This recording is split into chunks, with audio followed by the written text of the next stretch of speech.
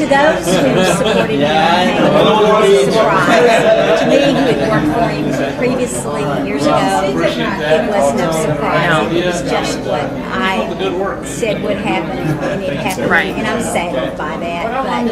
But, well, you're sad when someone Absolutely. lives down to your lowest expectation. And I can say that we interviewed him for the Clear Lake Tea Party. He came to us and wanted to be vetted for CD 36. Of course, much of that territory is within what we consider our jurisdiction, if you will.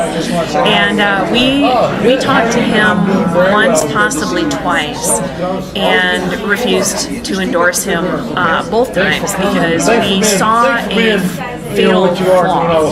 And that was, first and foremost, he couldn't list any allies that he didn't know who Louis Gohmert was. And we asked him if he knew who Trey Gowdy was. We're like, how do you not know some of the staunchest leaders? And we just didn't know. We're like, who you're just going to be a one-man show, Mr. Bannon? You're just going to be a one-man show and go there by yourself and change the world? You know, who are you going to ally with? Well, it wasn't just that, but we didn't sense in him, we didn't discern in him the character that it would require, the intestinal fortitude that it would require. No. That's what it comes down to. There was, if you don't have that at the outset, yes. you're certainly not going to have that after you get beat up on it. Yeah, and if he wasn't aware of what we already very well knew, and that was Boehner's track record. We were like, how do you not know how many failures this guy has made in leadership? If you're looking to step into a corporate situation, wouldn't you do a little bit of corporate research first? Wouldn't you find out what you're stepping into? How could you not know? So it was a combination of things that we declined endorsing him, but what Louis did for us today, which he has done with the immigration bill, and he did with both immigration bills, is he basically pulled back the curtain. He said, this is what's going on inside. He did that again today. He, in a very understated way, there was no slinging of arrows. He wasn't pointing the finger, but he definitely called out the failures of leadership that Boehner has inflicted since the very first reneged upon promise that he made, that this was just let me take over for a little bit, and if I don't do the work, if I don't live up to your expectations, you can get rid of me in November. And we know with Congressman Gohmert, it's down to earth in language that anyone can appreciate it.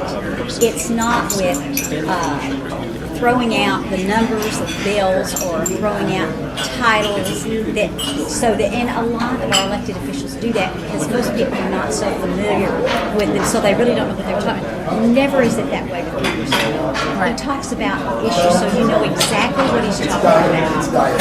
Anyone can understand him. And I think sometimes he's underestimated because he doesn't do things that way. But those who know him know it's because he is a good communicator. The other thing is that he's very humble and self-deprecating. His humor is self-deprecating. So he'll usually, when I've heard him speak, he'll start off a lot of times by poking fun at himself. And so, again, that might go towards why people underestimate him because they don't understand that only someone who is very secure in his intelligence and knowing who he is could do such a thing. That's why it's so charming. In fact, he referred to, I think some of his detractors have taken to calling him stupid or whatnot, and he says, I'm secure in my own intelligence. But he says it in such an understated way that it doesn't come across cocky, it doesn't come across off-putting. It's just he's so self-deprecating that it's just a soft chuckle, Perhaps that's why adds to why we're so disappointed with some of our other elected officials is because they come in thinking they're going to making you think that they're going to be more than wonderful. Right. So that's very hard to live up to for anyone. Well, and they have to trick people into voting for them. I hadn't thought about that, but that's probably correct. They have to overpromise, and every single one of them underdelivers. Every single one. So basically what we saw today was a different, more understated, muted Louis Gohmert, and I think there was, I can't say that it was, and now I want my listeners to understand that this is my personal opinion, this is my observation, that it seemed that there was a tinge of sadness. Not for himself. No, don't get me wrong. It was not for himself. It is because I think even he was taken aback by the perfidy of this Congress and how it started out. And I think he's sad that they've had so many opportunities to undo the damage that this administration, that the Democrat leadership, and that even this leadership, this Republican leadership, specifically Boehner and his Insight team, have inflicted upon this country, that every opportunity has been foiled. Every opportunity has been passed over. And I think I sensed that sadness in him. There has to be that feeling, too, that, this is a bigger uphill battle than we thought it was. It's like it's taken any hope out of you. Right. We really can make a difference. I don't think he's given up hope. No. But I think he's really that, this is going to be harder and longer.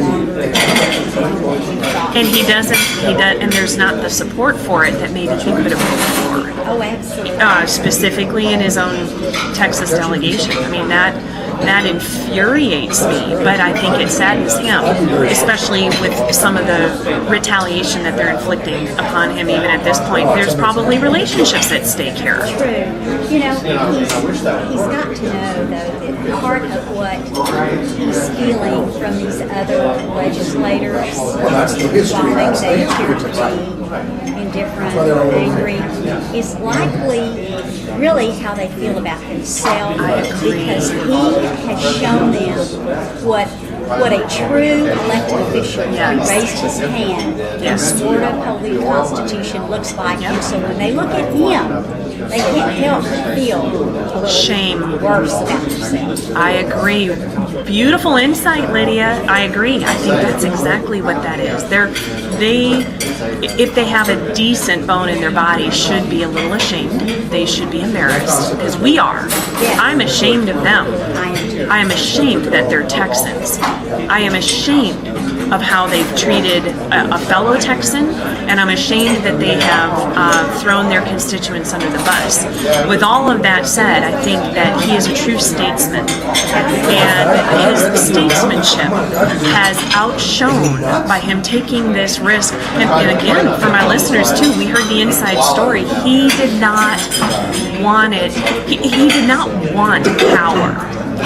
Louis does not seek power. He does not seek influence. We have Boehner right now who finagles the rules to keep him in power, to protect his position, that favor him. He actually changes the rules of the House to protect his position. Louis Gohmert doesn't have that. He was not seeking power.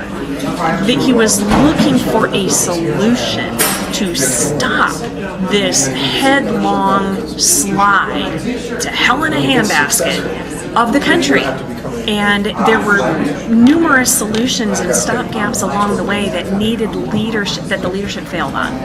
So he knew there needed to be a change in leadership, and he said, well, if not I, then who? And it was reminiscent to me of Washington when they came after Washington to become the first president. It was not the power he sought.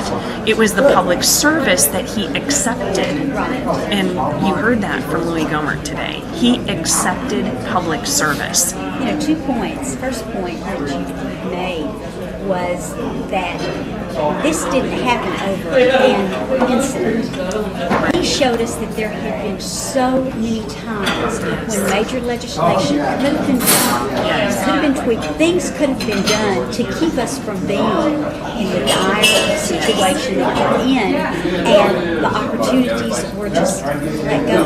They were not grasped. The other point, not just grasped, but from even on Obamacare. Exactly. Boehner resurrected. It was dead. It was dead in the water, and he resurrected it. I really understand that. That's one of the things he told us. Now, Yeah. only was dead, he wouldn't approve it. And Boehner handed Obama Yes. Obamacare all over again. He let him Resurrected it from the dead. Resurrected. He let him come Yes. in and schmooze his way back right into the mainstream, and it had been pushed aside. The other point is I've been involved in politics almost 4 years, and one of the rules, so to speak, say that I was told years ago was in choosing your candidates or in choosing those people in leadership, do not take those that are eager